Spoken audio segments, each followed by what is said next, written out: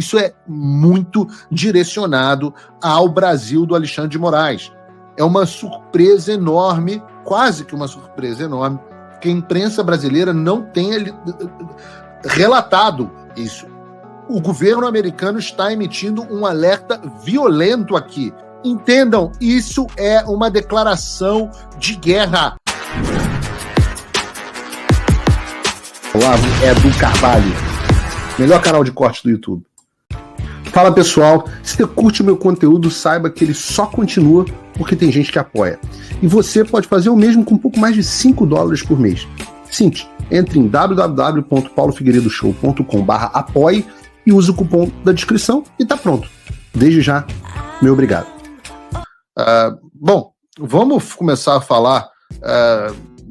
Os últimos dias têm sido bastante corridos, muita coisa aconteceu, tanto no Brasil quanto nos Estados Unidos, e nós geralmente começamos o nodo programa Paulo Figueiredo Show por uma pauta nacional.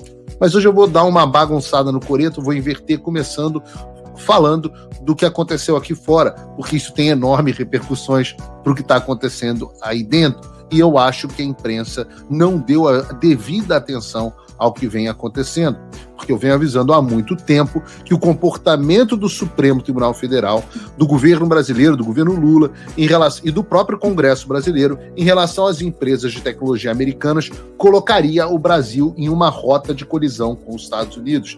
Eu sempre disse, o Brasil, a onda da censura do Brasil era uma onda global na qual Alexandre de Moraes surfava, e vinha um tsunami na sua direção. O tsunami chegou. O Brasil vem praticando uma série de violações contra empresas sob a jurisdição dos Estados Unidos, que vêm sendo censuradas em repetidos casos, pressionadas a entregar dados privados de pessoas que estão debaixo da jurisdição americana. Ora, nós tivemos um caso desse há poucos meses, em que o pseudo-juiz Alexandre de Moraes determinou, por exemplo, que o X e a Meta entregassem dados pessoais do Alan dos Santos, um jornalista asilado político em solo americano e, portanto, debaixo da proteção, sob a proteção da Constituição dos Estados Unidos. Nós tivemos também, é claro, o julgamento do Marco Civil da Internet, que inaugurou um novo capítulo de censura nas redes sociais, sem que sequer seja necessário mais uma autorização judicial. Isso sem falar nas inúmeras censuras contra residentes permanentes, pessoas legalmente residentes nos Estados Unidos e cidadãos americanos, como foi o caso, por exemplo, do Rodrigo Constantino, da Ludmila Lins Grilo, do meu caso propriamente dito, e por aí vai. O próprio presidente Trump utilizou essa como uma das bases para a sua declaração de emergência econômica no dia 30 de julho, que trouxe as tarifas ao Brasil. E nesse sentido, eu quero trazer ao programa uma notícia muito importante de dentro do governo Trump. Algo que foi pouquíssimo noticiado no Brasil. Na última quinta-feira, o Andrew Ferguson, presidente da Comissão Federal de Comércio dos Estados Unidos, o órgão responsável pela proteção do consumidor americano contra práticas comerciais enganosas ou desleais, ele enviou uma carta para todas as Big Tech, as grandes empresas de tecnologia dos Estados Unidos. Estou falando aqui de Meta, Google, X, Microsoft, Apple e etc. E o que diz a carta? Os americanos prezam, com razão, pela primeira emenda e sua garantia de liberdade de expressão. Compreendemos que a grandeza e a prosperidade da América decorrem, em grande medida, de seu zelo inabalável pelo livre intercâmbio de ideias. E isso tem a ver até com o que eu disse ontem na minha entrevista no Metrópolis, né? As pessoas, Paulo, vale a pena você ter problemas na economia para lutar contra a ditadura? Ora, uma economia só pode inovar se houver livre intercâmbio de ideias. A China, por exemplo, tem uma dificuldade enorme com inovação, tem que roubar a propriedade intelectual desenvolvida onde? Em países como os Estados Unidos, que têm livre intercâmbio de ideia. Então, essa escolha entre liberdade e economia, essa é uma escolha falsa. Não há economia próspera sem o inabalável intercâmbio de ideias que diz aqui essa carta. Que continua. Sabemos, assim como sabia Benjamin Franklin, aos 16 anos, quando escreveu no The England Courant sobre a persona de uma viúva de meia-idade chamada Silence Dogwood, que, abre aspas, sem liberdade de pensamento não pode haver sabedoria e não pode haver liberdade pública sem liberdade de expressão. Continua a carta. No século XXI, as praças públicas nas quais os cidadãos se reúnem para trocar ideias e engajar-se em debates vivos passaram a incluir também as plataformas online. E porque tais plataformas se tornaram tão cruciais para o discurso público, a censura generalizada na internet nos últimos anos tem indignado o povo americano.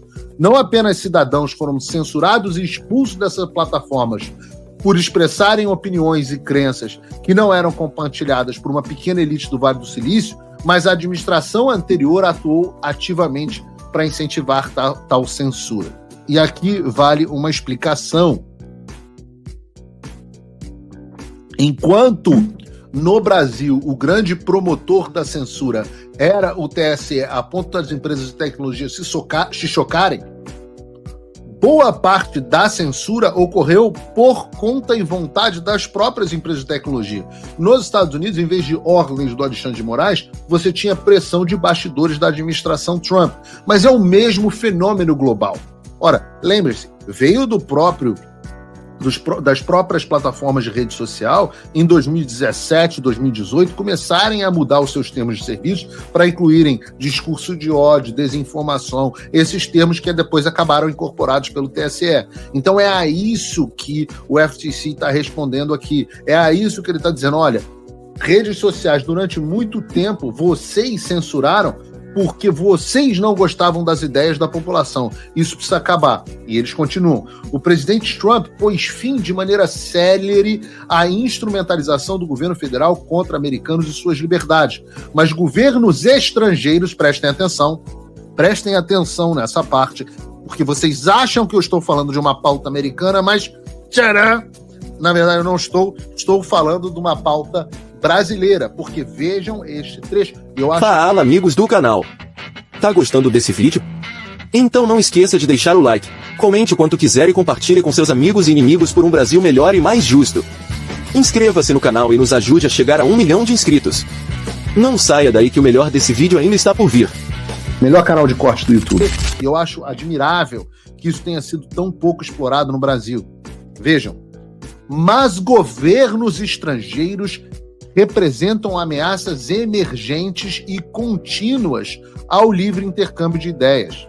Empresas podem estar censurando cidadãos americanos em resposta às leis, exigências ou expectativas de exigências de potências estrangeiras.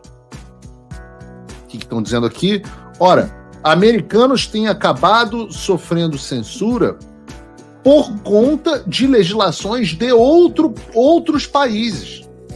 Além disso, as políticas anti-encriptação de governos estrangeiros podem estar levando as empresas a enfraquecer medidas de segurança de dados e outros mecanismos tecnológicos destinados a garantir aos americanos o direito de comunicação anônima e privada.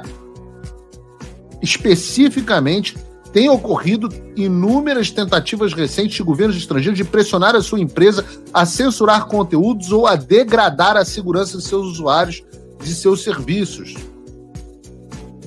Vejam, quando o Alan dos Santos tem os seus dados nos Estados Unidos, ou Paulo Figueiredo, solicitados a uma empresa americana por uma corte brasileira, que é especificamente o tema da ação do Rumble e da Trump Media contra o Alexandre de Moraes, é a isso que o FTC está se referindo.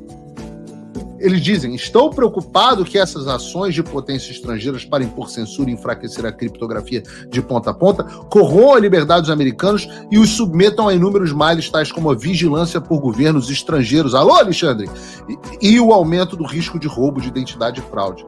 Também me preocupa que empresas como a sua, ele está mandando para empresas de tecnologia, para todas elas, possam simplificar a conformidade com leis, exigências ou expectativas de exigência de governos estrangeiros, censurando americanos ou submetendo-os a uma vigilância estrangeira ampliada, mesmo quando os pedidos do governo estrangeiro não exigem tecnicamente isso.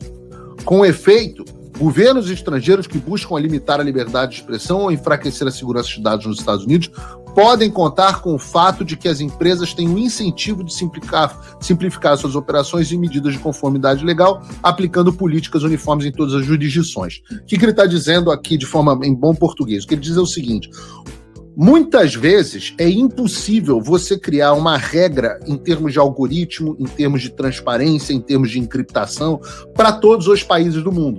Então, o que a elite global resolveu fazer? Putz, Donald Trump ganhou nos Estados Unidos. Acabou o negócio de censurar o discurso da direita e o discurso popular nos Estados Unidos. O que a gente pode fazer? Ora, vamos aproveitar os grandes mercados de redes sociais, onde a esquerda está no poder, e vamos criar leis nesses mercados. Por quê? Porque as empresas de tecnologias, como elas não conseguem criar regras diferentes, né, que chama de geofencing, né, geocerca, não conseguem criar geocercas em todas as jurisdições, elas fazem uma regra geral. E aí falam assim, olha, vou colocar nos meus termos de serviço que todo mundo vai ser mais ou menos censurado. Vou criar um algoritmo que vai censurar discurso político de direita no mundo inteiro, porque é mais fácil. E é isso que eles estão dizendo aqui, que com isso você acaba tendo cidadãos americanos atingidos, não só em países e ditaduras como o Brasil, ou a Europa, como que está caminhando nessa direção também, e você acaba tendo americanos atingidos, como foi o meu caso, como o caso do Constantino e outros, mas você também tem o efeito dessas empresas acabarem criando empecilhos dentro dos Estados Unidos para atender essas demandas. O que eles dizem então? Censurar americanos para cumprir leis, exigências ou expectativas de exigência de uma potência estrangeira também pode violar a seção 5. Os consumidores americanos não esperam de forma razoável ser censurados para apaziguar um poder estrangeiro e podem ser induzidos em erro por tais ações. Da mesma forma que ocorre com medidas de segurança enfraquecidas, os consumidores podem ser ainda enganados caso as empresas não informem de maneira clara e proeminente que determinadas políticas de censura foram adotadas em razão das ações de um governo estrangeiro, já que os consumidores podem não desejar utilizar um serviço que os expõe a censuras de potências estrangeiras. Isso é muito direcionado ao Brasil do Alexandre de Moraes. É uma surpresa enorme, quase que uma surpresa enorme, que a imprensa brasileira não tenha relatado isso com o nível de profundidade que precisa ter. Atenção, Hugo Mota, atenção, Congresso Nacional. O governo americano está emitindo um alerta violento aqui. Vocês que querem aprovar sob urgência projetos de lei de censura e restrição às redes sociais, entendam, isso é uma declaração de guerra comercial aos Estados Unidos. Façam o tal do triplo C. Curta, comenta, porque a integração do chat ajuda muito, e compartilhe. Você pode fazer essas 3 coisas que ajudam o algoritmo a aparecer. Mas eu não estou brincando não, pessoal. Dá uma paradinha agora de 1 segundo e clica no joinha, porque às vezes a pessoa já está acostumada a ouvir isso. Não, é importante que você faça isso. Porque se você não fizer, inclusive atrapalha o vídeo. Parece que o vídeo é menos relevante. Então, obrigado por assistir o vídeo até o final. Se você já chegou até aqui, confere se já está inscrito no canal e se já deixou aquele like generoso. Estamos quase chegando a 1 milhão de inscritos e a sua ajuda é muito importante para levar o canal Olavo Edu Carvalho mais longe.